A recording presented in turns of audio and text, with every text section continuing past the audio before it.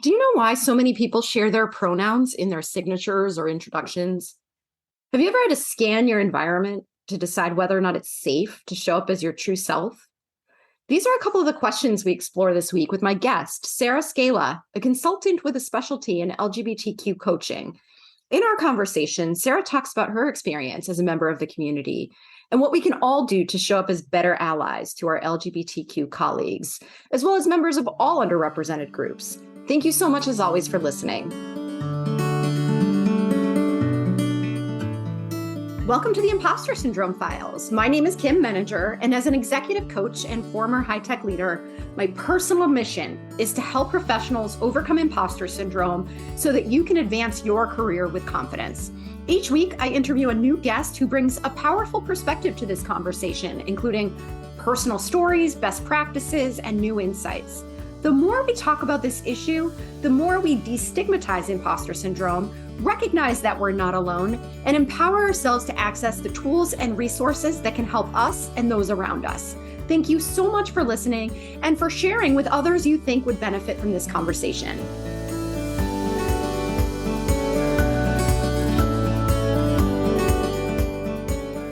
Good morning, Sarah. I am so excited to have this conversation with you. You and I have known each other for a few years now, and I'm so grateful to be able to take our conversation to the listening audience. So welcome, and I'd love for you to introduce yourself.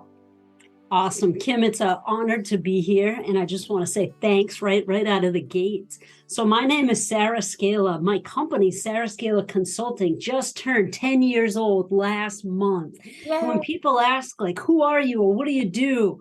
I tell people, I'm a high energy senior talent management leader, and I'm always focused on increasing client revenue, reducing turnover, and creating business value.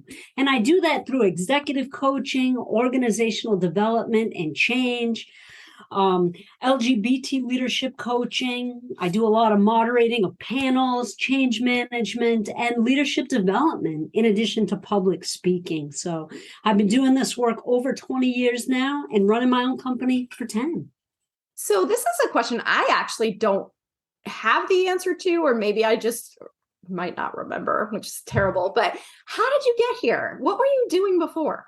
Yeah, how did I get here? So, Kim, it's funny you asked that because I get that question like once a week so frequently that I've written a blog on it. And I'm happy to get you the link to the How Did I Get Here blog for your show notes. But my career has been in leadership development and team development and coaching now for, as I said, over 20 years. When I was 17 or 18 in high school, we had Project Adventure, experiential learning, team building programs. And I went to high school at Falmouth High School on Cape Cod. And I just thought, wow, this is really cool. Like, we can climb things and do team building. And I got really inspired by that at like age 17, that I looked for a college that had a bachelor's degree in adventure recreation. So I went to Green Mountain College in Vermont. My dad and mom also said, well, that's fine if you want to go and play for 4 years at college, but we also want you to get a business degree. And so I studied both. Throughout my career, I've worked in experiential learning. I've worked in corporate learning in the financial and in engineering industries. And I've also had the privilege of running a consulting company in my mid to late 20s and early 30s. So always focused on helping leaders and organizations do better, be better, and get better. So we're at a particularly interesting time in history. I mean, every time is interesting, but we've had a lot of change, and there's certainly been a lot of volatility in workplaces. So what are the key themes that you're seeing right now? Like, what are people coming to you for? What kind of problems are you addressing? Yeah. So the solutions that I try to provide with problems that clients bring me, much of my work these days is working with employee resource groups. So businesses often have employee or business resource groups, special interest groups. Sometimes it's a women's group. Sometimes it's people with disabilities and abilities. Many organizations now have LGBT employee or business resource groups, and many of those at major companies are partnering with me to do development programs around psychological safety and diversity, optimism, resilience, and grit and diversity, LGBT emotional intelligence. And so these are the themes and topics and areas that many companies will reach out to me to do work around. A number of leaders and executives also choose to partner with me because although I have a coaching practice that has kind of 5 focus points, one of those is exclusively LGBT employee and leadership coaching. And that solution continues to get more and more demand, which is super exciting for me to be able to support with those who are my clients. And then there are other times where a client says, you know what, we're a very successful company, we're small, we've never done anything in DEI. Can you help us create and launch a DEI council or our efforts in that area? Can you look at some of our documents and policies to see where are we in terms of being an inclusive or perceived inclusive workplace? Can you help our leaders? We're just starting a leadership development program and your website says situational leadership. Can we talk about that? And that's a program I've been teaching now for over a decade. And so I find leadership development, diversity and inclusion, and LGBT exclusive coaching and speaking facilitated events have been the highest demand. So I remember when you decided to formally announce that you were going to be doing LGBT coaching. And I'm curious because this is a topic I haven't explored fully on this podcast. What is important about having a coach that's specific to LGBT? Yeah, so couple of things that you've shared that I want to address. The first is coming out as an LGBT business. Again, happy to share the link to that short blog in your notes as well. But early last year, I decided that I was going to more publicly come out as an LGBT business solutions provider. I've been doing that work for a number of years, but I didn't have the rainbow flag up.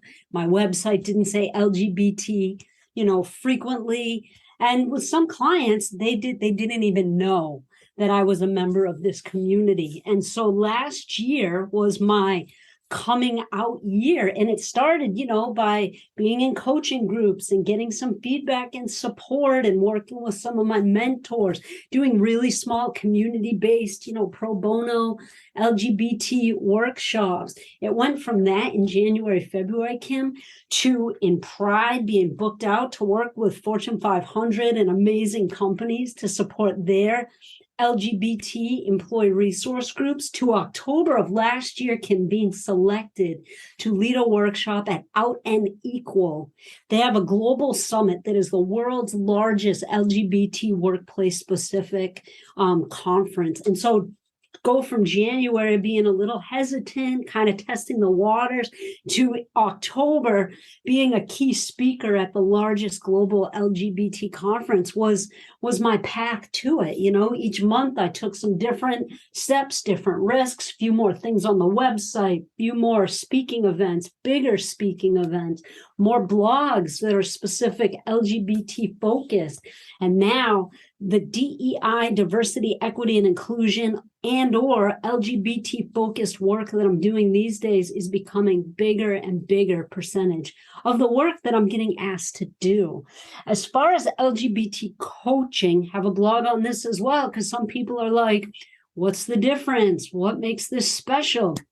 And I tell people, I am legally, ethically required to follow the same rules of play as every other certified leadership or executive coach. I'm certified at the professional coach certification level with the International Coach Federation, and those ethics and guidelines I have to follow, whether I'm doing LGBT leadership coaching, executive coaching, coaching CEO, C-suite teams, coaching entrepreneurs. So those rules and that game plan is identical. But what makes it pretty unique is that not only are we focusing on what's going on at work, but it very often happens, Kim, that a client will say, well, here's where we are in strategy. Here's where I am with, communicating or intellectual so different typical coaching topics, but then something will come up and the client will have been misgendered at a global women's only conference and called a man, or dealing with microaggressions at work where people kind of think they're funny, but it's not. Or deciding when and where and who to come out to at work or with their families. And although I'm not a therapist, it's very common for those topics that are very LGBT specific to seep their way into our coaching as well. And so, sometimes they need some tips, or we need to talk through what their response will be to some of their situations, or bringing harassing situations to HR or things like that. Sometimes when clients are sharing things and I'm not comfortable supporting them as their coach, I will suggest or refer them to a therapist, because I'm not a therapist. But some of these really key topics, microaggression, misgendering, coming out, affect them very heavily at work and their role as leaders. So those are some of the things that make LGBT executive and leadership coaching pretty unique. Thank you for that. And, DEI is so central to the work that I do as well. And that one of my specialty areas is imposter syndrome. And I really think a lot about psychological safety and people's ability to bring their best selves to the workplace. And so I wonder if you could share some of the themes that maybe are coming up in your conversations around diversity and inclusion as it relates to the LGBT population that maybe those of us who are not part of that community wouldn't see or understand from the outside, so that we could be better allies and advocates in the workplace. Yeah, that's such a great question, Kim. So I'll give an example. I just helped a client. They're a best place to work company, awesome company. Been working with them for 5 or 6 months to launch their DEIB Council. That's Diversity, Equity, and Inclusion and Belonging. Amazing company. And with their council, we just finalized and voted on their mission last month. This afternoon, we're going to meet again to finalize some first steps. One of the things that they wanted to do is each month, pick a DEI theme and get an article for allies in their newsletter. So that's like step one. But other bigger things that we are discussing is, and this is a small company, 150 people, 10% of the company signed up to be on the DEIB Council, which is huge. But part of our work is going to be around policies. HR wants the council to be reviewing current and future job descriptions to make sure, are they using pronouns? Should they not be using pronouns? To think through things like that. How are their restrooms? Are they gender inclusive restrooms, or are they still male and female? Are there HR policy forms, she, him, or Mr., Mrs.? Where are the rest of the people? And so looking at policy, but also looking at community outreach, right? So I think next year we're going to dig into some more outreach type of programming, but a lot of their work I foresee in the next 6 months, as we start looking at topics, programs, employee resource groups as a possibility, is going to be very heavy on education, helping people be aware of things like pronouns, being aware of intersectionality, being aware of understanding of differences. And there's, I think if you were to ask people 10 years ago, like, what's diversity and inclusion, it would very much be about race and nationality and gender. And today there's just so many more topics that fall into that diversity category, like disabilities, like socioeconomic status, religion, race, gender, obviously falls under that umbrella too. But there's just there are just so many pieces that we need to think about, and we have multiple pieces to the puzzle. So I am a woman. I identify as a woman, female. So I have that. I'm also a member of the LGBT community, so I have that. And so the intersectionality of that has led, I think, a lot of my clients who will bring me in exclusively to work with their LGBT employee resource group. And then as we get into talking, they say, whoa, we need to go much bigger than this. We need to focus on diversity in general, or we're not yet ready to exclusively focus on LGBT things. Or this happened very frequently this year. I would get brought in by the LGBT, pride chairs or co-chairs. And then they would say, we want to expand this to more of our population. We also could have more funding if we did joint efforts. So some of my clients would do a program in Pride that was the Pride ERG, the Veterans ERG, and the Women's ERG, just to open it up to a much wider audience, but also so the employee resource groups typically would be able to have more funding to pay for excellent speakers like you and I, Kim. Yeah, and I think there's so much value to including different people in these conversations anyway, right? Because one of the things that I found having spoken to a lot of women's groups is that despite the fact that they are generally open to the public, there's still some hesitation on the part of people who aren't part of that group to attend, right? Feeling like, will I be safe here? Will I be taking up the spot of somebody else who should be here or has the right to be here, et cetera. There's all kinds of concerns. And so I think that partnering up with these different groups partnering together is a great way to break down some of those barriers. Yeah. So that's a theme I've seen quite a bit. And then I have a client last week, big Fortune 500 company, who said, we're not even bringing you to work with our employee resource groups. Your programs are going to be during our DEI month. We have a whole month of February, and it's open globally to all employees worldwide because everyone needs help in diversity and psychological safety, or diversity and positive psychology, or, understanding the dollars and cents of diversity or not being inclusive. So that's actually been kind of welcoming to see more companies that are wanting to engage larger audiences for these important workshops. Yeah, I agree. And I actually have a question for you too, because you mentioned pronouns, and I think that's a big topic of conversation right now, but not everybody understands it. And I'm curious if you could share, why is it important to focus on pronouns? That's such a good question. It is important because people want to be addressed with with what is true for them. And when I say what is true for them, my pronouns are she, her, hers. It says it on all my signatures, on the bottom of my Zoom pages. Usually when I speak at events, I announce it right in the beginning. It's important because people want to be their authentic whole selves at work. And it's interesting because other pronouns like they, them, theirs, or z with an X, there are many others. Those are just two that we may not think about regularly, are extremely important. If the person is gender nonconforming and they refer to themselves as they, we need to call them they. And an interesting thing happened in Canada last October, Kim. In Canada, it became a human rights violation to misgender anyone in the country.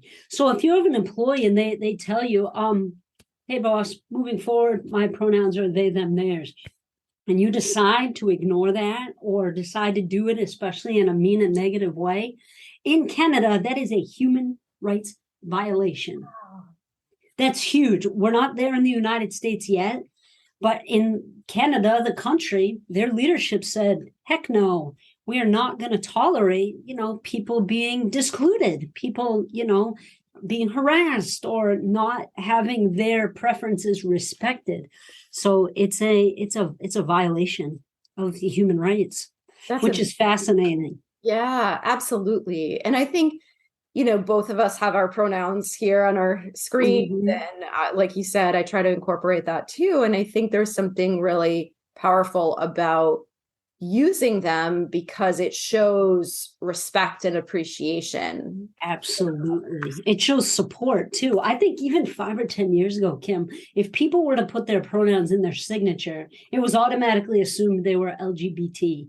And today, many, many, many allies are doing the same as a show of support.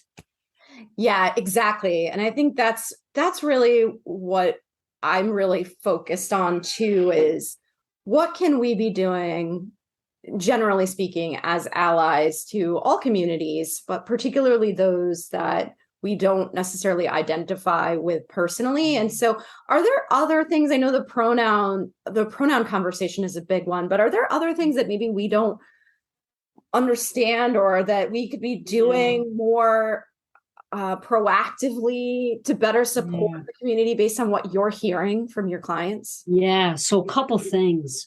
The first is that when it comes to pronouns, if you are in a leadership role, especially, and you're comfortable with using pronouns and asking members of your team to share their pronouns, and everyone has a choice, but that not only helps to make it safe, but it also shows that you are an ally or you're in support of people being themselves. Some people will not use their pronoun. They just will not. They don't want to maybe be outed. They don't want to be put on the spot, and that's okay too. But starting meetings by saying, I'm Sarah Scala. Thanks for coming to our meeting. My pronouns are she, her, hers. If anyone in the group would like to share their pronouns with the group, that would be great. If you don't want to share, that's okay too. Again, giving choice. That is a big deal. And then when it comes to awareness around diversity or LGBT folks, but this could be true for religion, or it could be true for many other, pieces of diversity. Just because a person has come out to you does not mean they're out to the whole rest of the world. And those of us who are, a certain religion or a certain sexual orientation have to survey the scene for safety multiple times in a day and make a decision based on how we feel about our safety to come out or to not come out to people. So it's never okay to out someone else ever, even though they told you. That doesn't mean that they have told the whole world. But also keep in mind the amount of energy it takes for an LGBT person to have to make that decision multiple times in a day. It's an added level of not so much anxiety, maybe, could be anxiety, but stress that is put on folks like me who are LGBT, who are constantly surveying the scene to check and make sure it's safe. Is it safe for me and my partner to hold hands when we go, down into the city of Boston, or we go to the aquarium? And sometimes we choose yes, and sometimes we choose no because of that. And so I think a lot of times folks who are not in a less represented group, whether it's orientation, may not realize the amount of effort and work that we have to do constantly throughout the day, every day, with being our authentic selves or not. That really hit me when you said that, because that is a really, it's really sad to me to think that kind of energy needs to be consumed, especially in 2022. But of course, we're in a crazy world. But I think that's really worth emphasizing your point that just because someone has trusted you doesn't mean that they trust the world, and that you can't make that decision for them. And I think about that because there are a lot of ways in which you might do that inadvertently too, like especially social media. If you're having conversations about somebody in other parts of the business, perhaps, like that's a really important thing to be mindful of. And I think it's the kind of thing, exactly what I'm getting at, is the kind of thing that we may not do with any malicious intent, but could accidentally do. Yeah. And so just to know that we're not out to everybody, and we're constantly checking our environments, our cultures, our teams, to know, is it safe? Is it not safe? Now, for me, I put the rainbow flag on my LinkedIn page. It's right there. I am trusting, knock on wood, trusting that the world will be nice. And it has been, fortunately, but it's not that way for everybody. Politically, culturally, there's a lot of different legislations that are going on.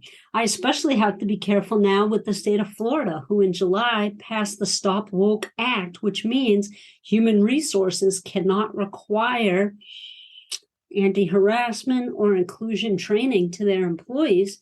And if an employee feels forced, they can sue up to $200,000 per case. Now, me as the facilitator, as the speaker, I had to work with my attorney to tighten up the terms of my contract because I have clients who are nationwide or worldwide, and we have participants from the state of Florida. And I'm not calling out Florida. I'm simply just giving an example of legislation that has passed that many people who don't live or work in LGBT specific focus may not even be aware of that. And so keeping my eye on, possible changes in legislation has become important. Where before it was less. That's a really important point too.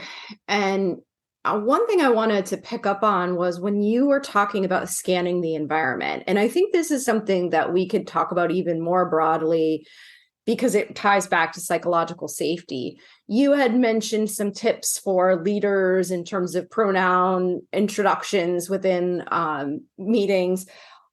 What else do you think is important for leaders to be thinking about in terms of creating more psychologically safe and inclusive spaces? Because I think this one is a real missed opportunity for so many organizations because they just sort of take things for granted. At least in my experience, my sense is there's this assumption that meetings are the sort of most effective way to have a conversation with people. Meetings get scheduled without thought, without planning oftentimes. And so a lot of people, for a lot of different reasons, feel left out of those environments. And I'm curious if you have thoughts on what can we be thinking about, whether we're leading the meeting or we are part of the meeting, to ensure that everybody feels welcome and included. Yeah, great. Awesome question.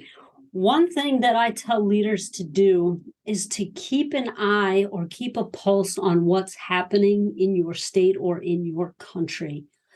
Just in general. That doesn't mean you have to subscribe to New York Times or, Wall Street Journal, but just keep an eye on things and think about things that might be happening in your local, statewide, or national community and how they may impact your diverse employees. One example is the murder of George Floyd, right?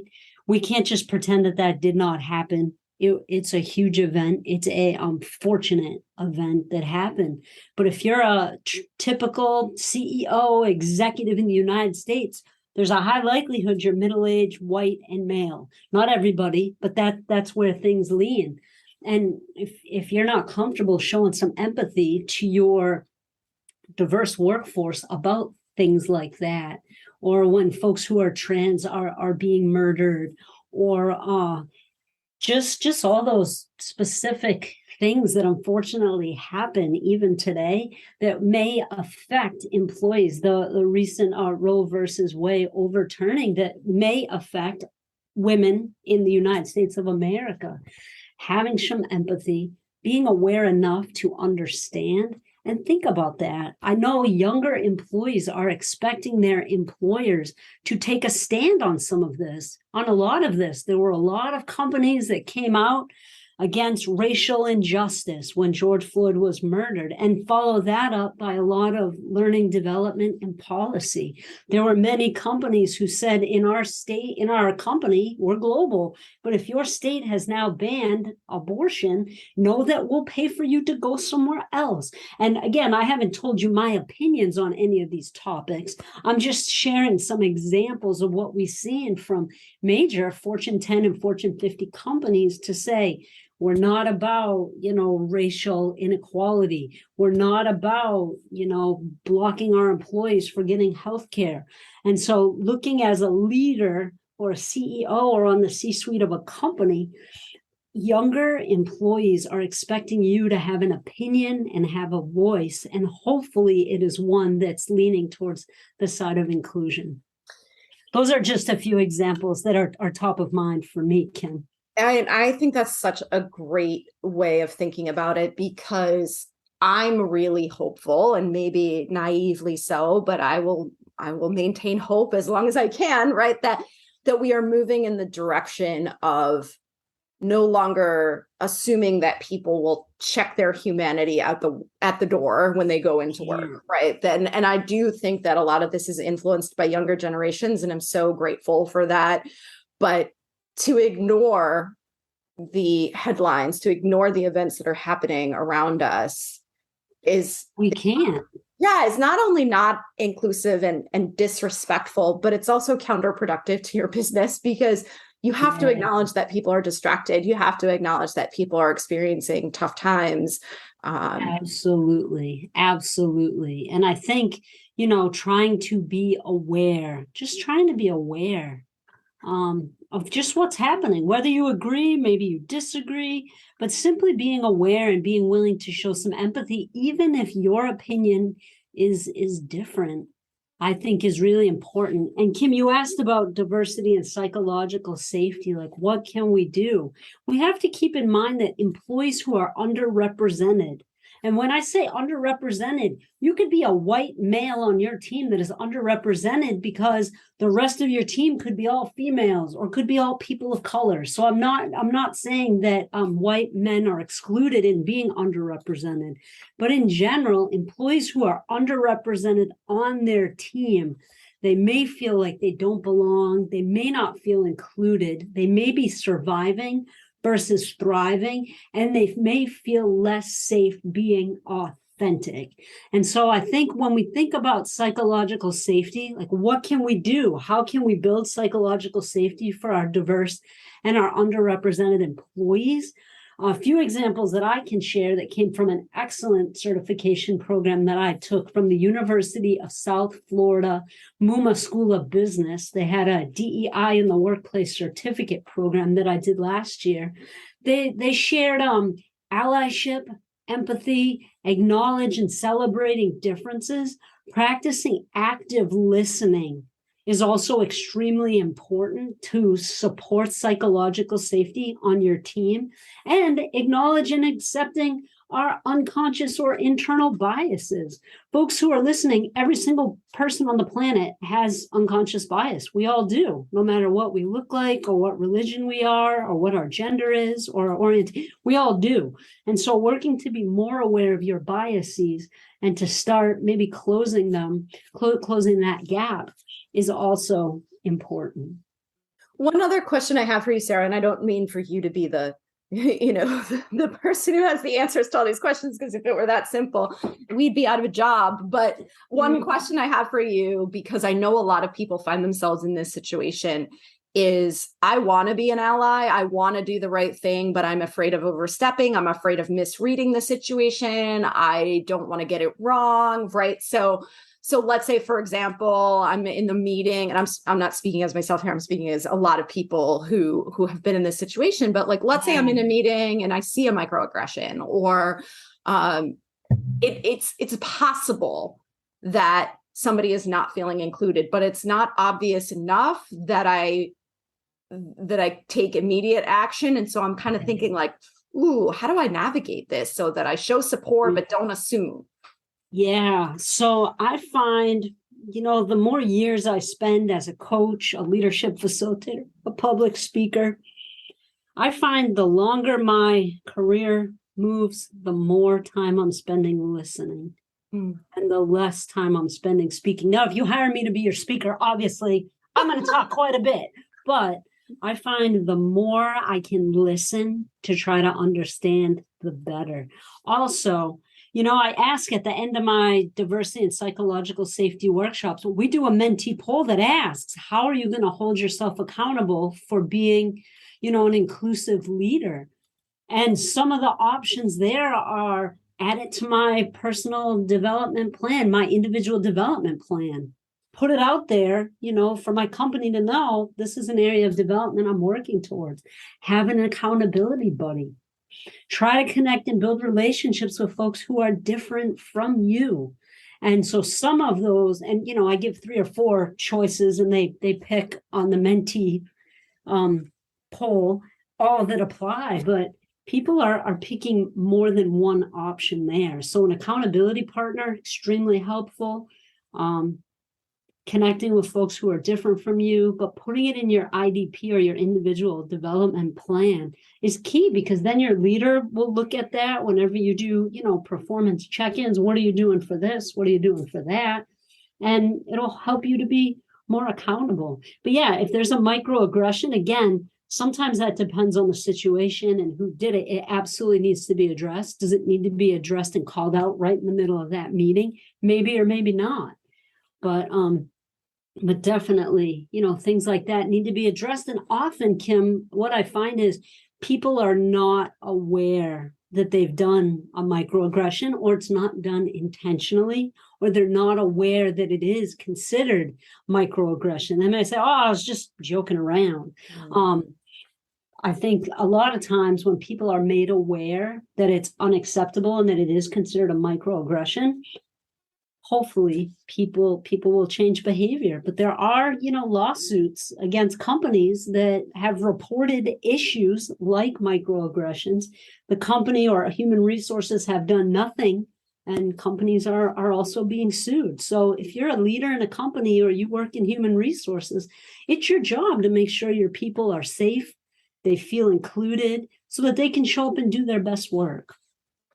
Yeah. And I think two of the things that really jumped out at me, everything you said is great, but if 2 things that really jumped out at me is listening and making a deliberate effort to connect with people who are different from you, because I think it just automatically sensitizes you to things that you might take for granted or not think about because you have a different experience. And so it just raises your empathy level, and it makes you feel more comfortable showing up in these situations too, because you feel better connected to the people around you.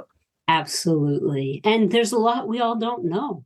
Mm-hmm. There's so much we don't know. So sometimes just asking and letting the other person ask you, because if you're not in the same background, gender, race, orientation, you're going to have differences that they may have questions about as well.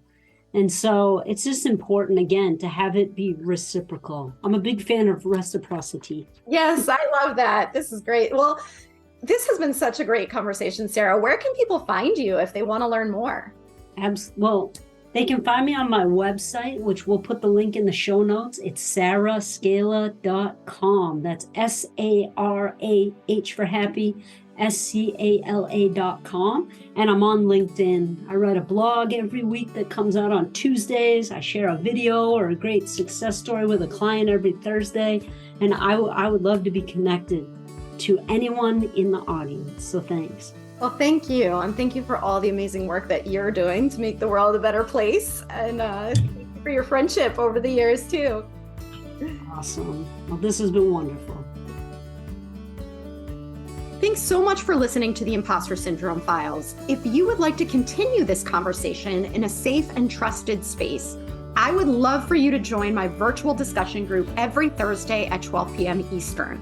For the past several years, the group has been limited to women, but it is now open, regardless of gender, to anyone who is interested in exploring and troubleshooting common workplace challenges, building better awareness of ourselves and others, and becoming more inclusive allies at work. Check out the show notes for more info on how to find us, and please join us next week for another episode of the Impostor Syndrome Files.